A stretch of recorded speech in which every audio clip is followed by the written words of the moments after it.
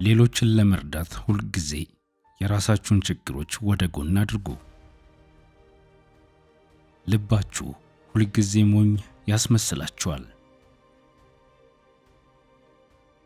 ትምህርት ቤት ስለ ሕይወት ምንም አያስተምራችሁም። አብዛኞቹን ሰዎች ከመጥፎ ድርጊታቸው የሚያስቆማቸው እፍረት ብቻ ነው። በጣም ብዙ ሰዎች አንድን ነገር ሳያስቡት እንዲሁ ከተቀበሉት እውነት እንኳ ውሸት ሊሆን ይችላል። ማንም ሰው ታማኝ ሆኖ አይወለድም። ውሸትን የምንማረው እውነት ዋጋ እንደሚያስከፍል በተረዳን ቅስፈት ነው። አንድ ሰው በጭራሽ የማይከራከረው ድምፁ ዋጋ እንደሌለው ስለሚያምን ሊሆን ይችላል። እውነተኛ ወዳጆች ሚስጥር ለመጠበቅ ቃል አይገቡም፣ በቀላሉ ይጠብቁታል እንጂ። የእናትን ፍቅር ጥንካሬ ሊገልጽ የሚችል ምንም አይነት ቋንቋ የለም። አንድን ሰው በቁንጅናው ወይም በውበቱ ብቻ አትምረጡ። ፒኮኮች እባብ ይበላሉ። አንድን ሰው ረጋ ያለ፣ ቸር ወይም ቆንጆ ስለሆነ ብቻ አትናቁት።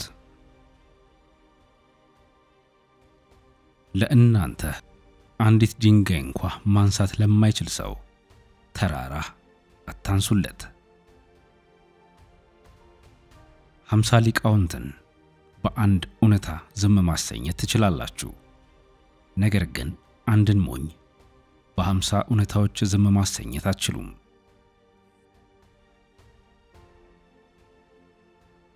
አንድ ሰው ጥበበኛ ሲሆን መጀመሪያ የሚተወው ነገር ጉራ ነው። ውሸታም ሰው ትዝታ የለውም። እውነተኛ ገንዘብ ማግኘት ስትጀምሩ ለቤተሰቦቻችሁ ትክክለኛውን መጠን ፈጽማችሁ አትናገሩ። መጥፎ ቀናት የጉዞ አካል እንጂ የጉዞ መጨረሻ አይደሉም።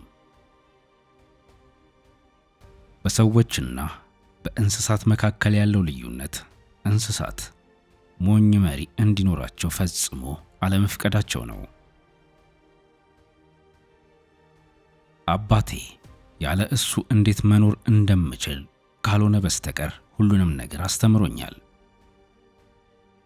ትናንሽ ሰዎች ትላልቅ ጥላዎችን ማሳረፍ ሲጀምሩ ፀሐይ ልትጠልቅ እንደሆነ ምልክት ነው።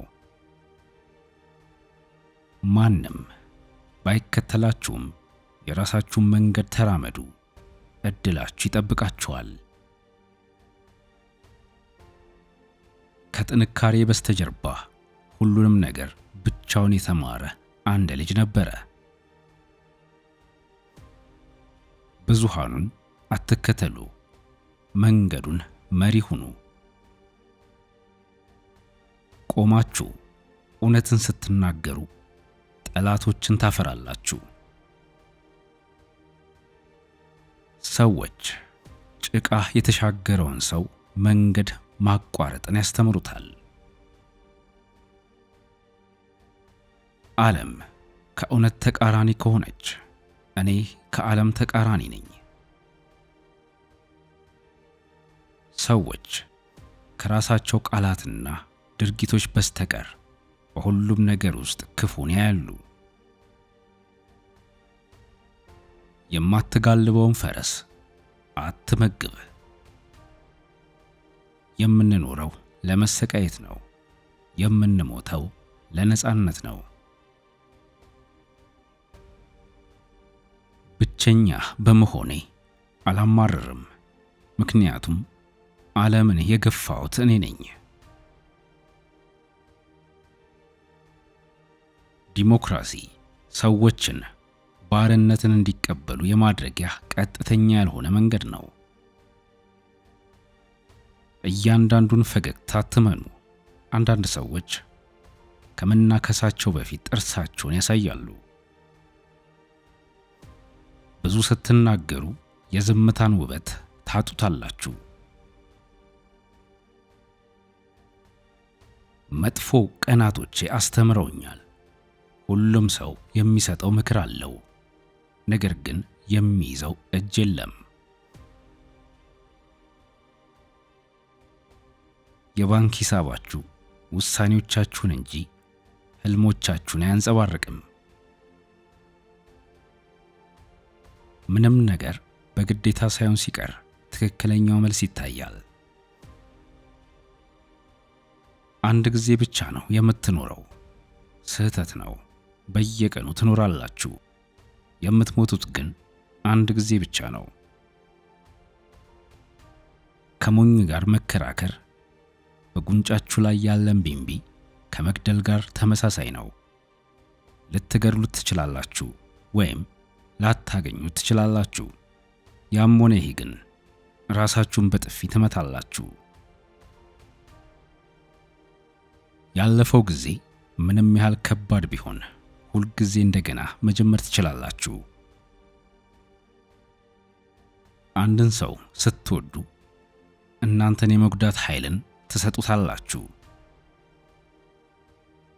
ለአንድ ሰው እናንተ አማራጭ ብቻ በሆናችሁበት ሁኔታ ውስጥ ያንን ሰው የህይወታችሁ ዋና ምርጫ አታድርጉት። አንድ ሰው ፈገግ ስላለ ብቻ ደስተኛ ነው ማለት አይደለም። እኔ በማንም ላይ አልፈርድም።